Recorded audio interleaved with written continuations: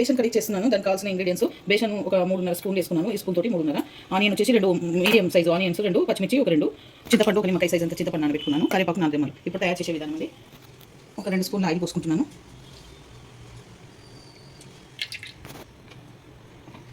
Oil heat ఎక్కాలండి. Heat ఎక్కిందండి. ఇప్పుడు జీలకర్ర వేసుకుంటున్నాను. 1 స్పూన్ జీలకర్ర, 1 స్పూన్ ఆవాలు వేసుకొని 3 ఎండుమిర్చి వేసుకుంటున్నాను ఇలా తుంచి.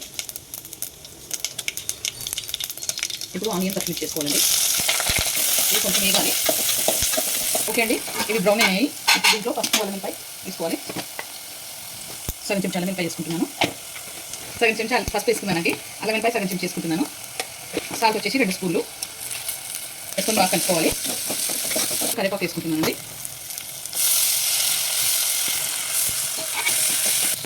ఇప్పుడు ఒక చెంచాన్నర కారం వేసుకుంటున్నాను.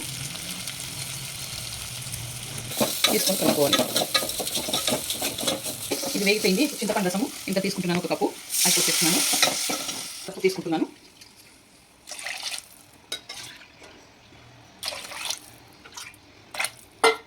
పిండి ఇలా కలుపుకోవాలండి. బేసన్ పిండి ఇలా కలిపి పెట్టుకోవాలి. అది మసిలినాక దాంట్లో పోయాలి. ఇప్పుడు ఇది మసులుతుంది కదండి, ఇది బేసన్ దీంట్లో వేసేయాలి. వేసేసుకొని కొన్ని వాటర్ పోసుకోవాలి.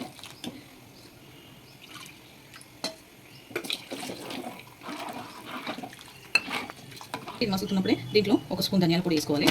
గరం మసాలా వేసుకోవాలి. ఓకే అండి, ఒక 10 మినిట్స్ దాకా ఇది మసాలండి. ఇలా కొత్తిమీర కూడా వేసేసుకుంటున్నాను. ఇప్పుడే ఒక 10 మినిట్స్ తర్వాత దించుకోవాలి.